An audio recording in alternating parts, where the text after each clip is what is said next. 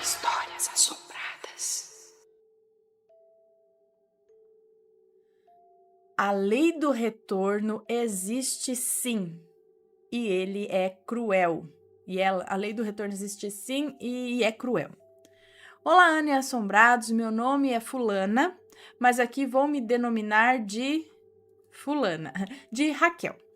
Todos os nomes já foram trocados. Começando, somos do interior de Minas Gerais. A narrativa começa em meados dos anos 80. Vou começar dando os nomes das pessoas desse relato. Nomes trocados, ok? Bom, onde morávamos, a minha família não era lá muito querida pela vizinhança. Muitas das pessoas não gostavam da minha avó e do meu avô, ambos por causa da personalidade forte e rude. A minha avó sempre a dona da razão, que sempre apontava o erro das outras pessoas. Aqui vou chamá-la de Maledite. E o meu avô, Manuel, um homem de personalidade forte e rude. Bom, Ana e assombrados, com os meus avós morava eu, a minha mãe, que aqui vou chamar de Patrícia, meu irmão Gustavo, que era a menina dos olhos da minha avó Maledite, guarde essa informação, e a minha bisavó Caroline. Ana, eu e meu irmão sempre escutávamos coisas sem explicação, principalmente durante a noite. A gente ouvia passos, grunhidos de animais e cachorros, piados de pintinhos novos, batucadas nas panelas, tocava nas panelas, literalmente. A gente escutava coisas caindo no chão, era um pavor quando anoitecia. Eu e meu irmão Gustavo não entendíamos o que era aquilo e por que nós passávamos por aquilo todas as noites. Era um medo sem fim, e o pior é que ninguém acreditava nos horrores que eu e ele passávamos durante a noite. As noites, né? Por fim, depois de adulta, eu vim a entender o porquê daquilo tudo. Aquilo nada mais era que o reflexo das maldades que a minha avó fazia. E pessoas com raiva faziam trabalhos para destruir a família, no caso a minha. Como já disse no início, os meus avós não eram bem vistos pela vizinhança. Ana, minha avó, não era uma pessoa boa, não. Ela teve a coragem de expulsar a minha bisa, Caroline, de casa, que tinha lá quase seus 90 anos de idade, que passou a viver em um quartinho nos fundos da casa, feito às pressas pelo meu avô Manuel, para que a sua mãe não fosse para a rua. Pois bem, tempos se passaram e a minha mãe, Patrícia, engravidou de um namorado, na verdade de um vagabundo. Sim, Ana, um vagabundo, pois a abandonou grávida e ele simplesmente sumiu. E a minha mãe ficou sozinha, sem ninguém para lhe dar apoio e para completar, a sua mãe, Maledite, a expulsou de casa depois que soube da sua gravidez e a deixou sem teto. Foi muito triste, Ana, mas a sua mãe, Maledite, não teve pena da filha, não. Mas ainda bem que a Patrícia tinha amizades. Chamo a minha mãe pelo nome dela porque, quando criança, eu fui criada pelos meus avós. E ela acabou por conhecer uma pessoa que assumiu a criança e ela foi viver com ele. Mas voltando à minha avó Maledite, o tempo passou. E, Ana, começou a acontecer uma coisa muito esquisita. A casa dos meus avós tinha 2 pavimentos, sendo que o de cima era o quarto deles e o de baixo se dividia em meu quarto, que também era do meu irmão, outro quarto que chegou a ser da minha mãe, uma sala, uma cozinha e um banheiro. Bom, nos cômodos de baixo começaram a aparecer pintados o chão. O chão começou a aparecer pintado com uma tinta azul. Era uma tinta que, segundo informações, era pemba, um produto que é usado em trabalhos de destruição dos inimigos. Aí aqui ela abre um parênteses, em vermelho. Quero deixar claro a todos os assombrados que eu não entendo de magia, por isso eu não posso afirmar que essa informação acima é verdadeira. Só estou passando o que foi falado. Bom, todo santo dia a casa amanhecia toda gotejada com um tipo de tinta azul. A minha avó chegou a pensar que era eu e o meu irmão que estávamos de travessura, mas não era, Ana. A minha avó Maledite chegou a jurar a gente de surra se aquilo continuasse acontecendo.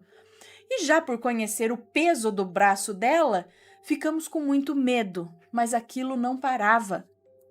Um dia fomos eu e meu irmão Gustavo dormir com eles no andar de cima para eles tirarem a prova dos 9.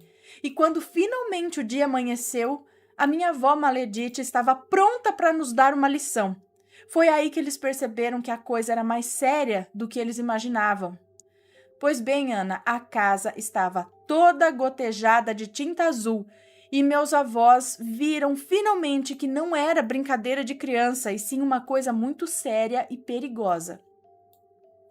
Bom, Ana, com isso eles começaram a frequentar as igrejas evangélicas e com isso esse fenômeno parou de acontecer. E sim, Ana, eles falavam muito mal das igrejas antes de passarem a frequentar, em especial uma que existe até hoje lá perto de casa. Igreja essa que eles foram batizados nela. Ana, o tempo passou e meus avós estavam bem na igreja, mas de repente meu avô enlouqueceu. Ele começou a fazer coisa estranha. Eu era uma criança, mas eu lembro bem de um dia bem sombrio. Meu avô, Manuel, saiu comigo e com meu irmão. Ficamos o dia todo na rua com ele. Ele começou a entrar nos mercados e verdurões da cidade, dizendo que ia fazer uma grande compra, pois iria colocar uma mercearia no bairro em que morávamos. Mas, Ana, ele estava estranho. Do nada ele começava a orar alto e falar coisas desconexas. E eu e meu irmão ficávamos lá só olhando ele fazer aquilo do nada.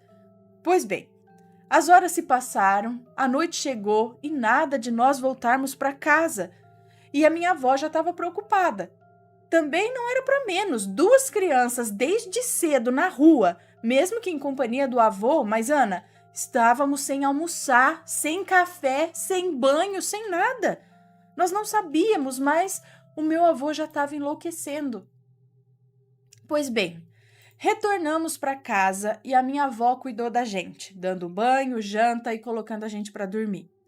Quando foi altas horas da madrugada, a minha avó Maledite chega no nosso quarto apavorada, acordando a gente e nos colocando no quintal da vizinha. E ficamos ali sem entender nada.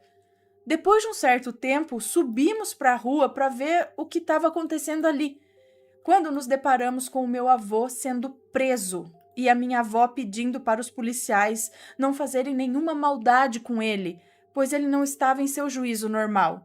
E realmente, Ana, ele não se encontrava no seu juízo normal. Ana, ficamos estáticos ali sem reação. A minha avó toda machucada, pois o meu avô, Manuel, tinha batido muito nela. Quebrou tudo que encontrou pela frente e, segundo informações, a minha avó nos salvou, pois o meu avô, Manuel, estava descendo em direção ao quarto que estávamos com uma faca. Mas ela conseguiu impedi-lo e tirou a gente de lá. Então, eu e meu irmão fomos para a casa da minha mãe e ficamos lá por uma semana, até as coisas se acalmarem, e depois de uma semana estávamos de volta na casa dos nossos avós, e a minha avó com uma proposta para minha mãe, que depois de conversar com o seu companheiro, aceitou. A proposta em questão era para minha mãe voltar a morar lá com o marido. Uma semana após, minha mãe se mudou para a casa dos pais dela. Mas, Ana, a convivência entre ambos era insustentável.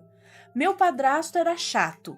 Minha avó também era. Aí já viu, né? Não deu certo.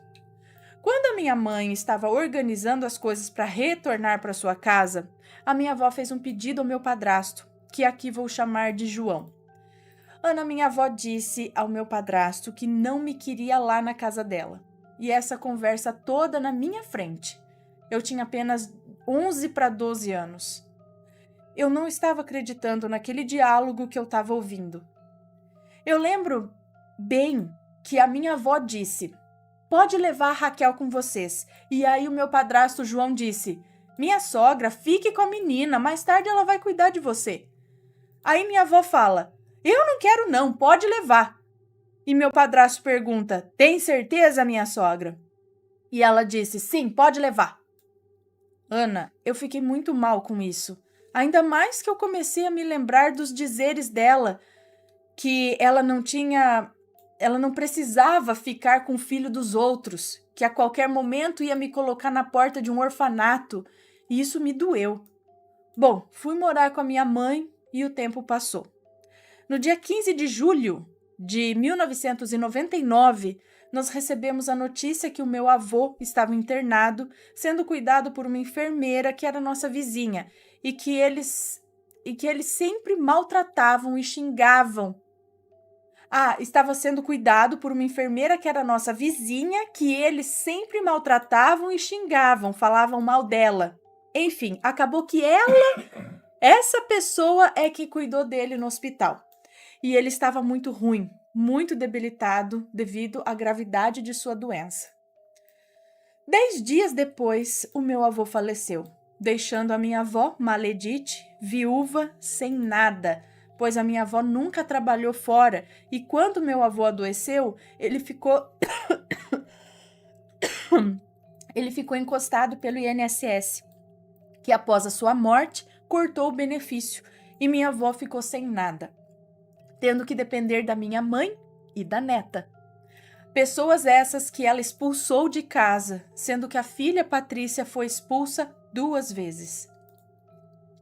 Com a morte do marido, a Maledite começou a precisar daquelas pessoas que tanto desprezou. Sim, Ana, ela começou a ser ajudada pela minha mãe, por mim, pelos irmãos da igreja que ela tanto desdenhava e pelos vizinhos. Depois de um tempo, a minha avó conseguiu se aposentar e viver melhor, mas aí a menina dos olhos dela começou a andar por caminhos errados. E com isso, ele levou a minha avó para viver com a minha mãe, que nunca a perdoou por tê-la expulsado de casa. A minha mãe que cuidou dela, lembrando que ela expulsou a minha mãe de casa e depois quem cuidou dela até o fim dos dias foi a própria, sua filha Patrícia, quem ela expulsou. Bom, lembra que eu disse que a minha avó gostava de apontar os defeitos dos outros? Pois bem, a vez dela de ser apontada havia chegado. Lembro bem da minha avó falando quando o filho de alguém era preso ou assassinado, seja pela polícia ou pelos bandidos mesmo. Sempre que acontecia, ela comentava: morreu porque mexia com porcaria, com droga, morreu porque andava com malandro, foi preso porque mereceu. Enfim, ela julgava as pessoas.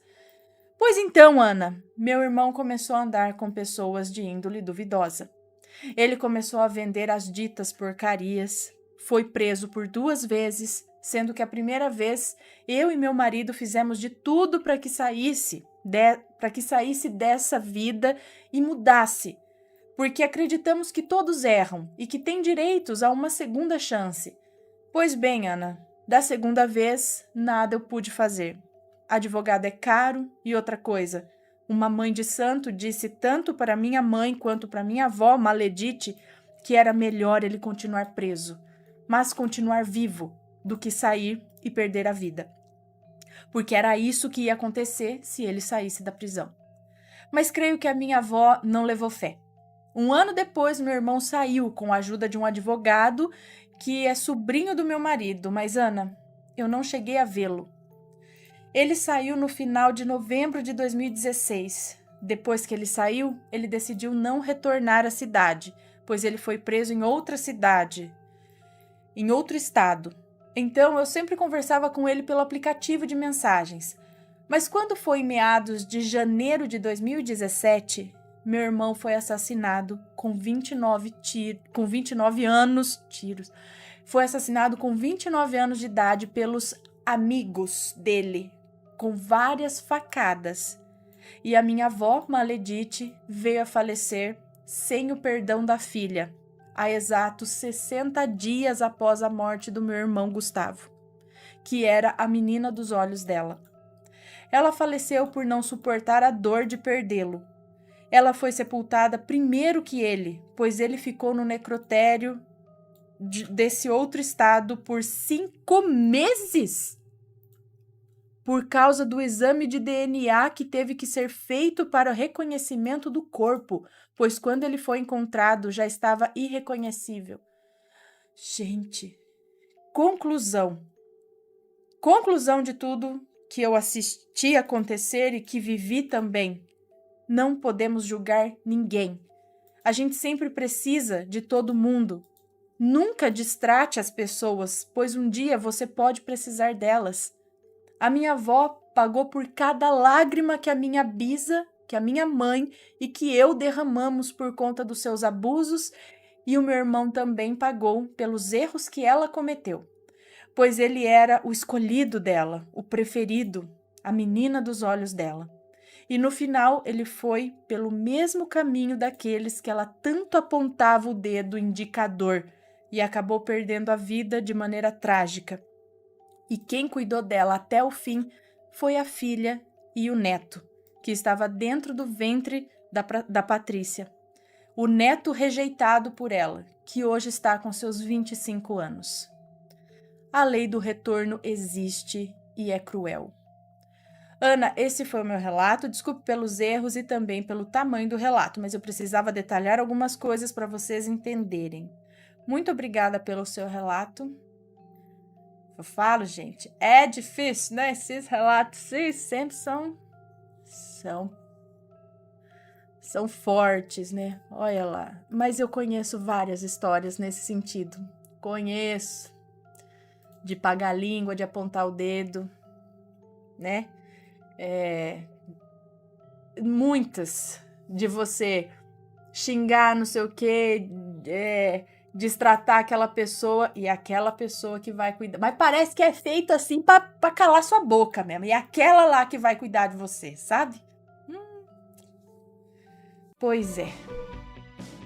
Está gostando dos relatos no Reverso Assombrado? Então não se esqueça de deixar o seu like. E é claro, se ainda não for inscrito, se inscreva.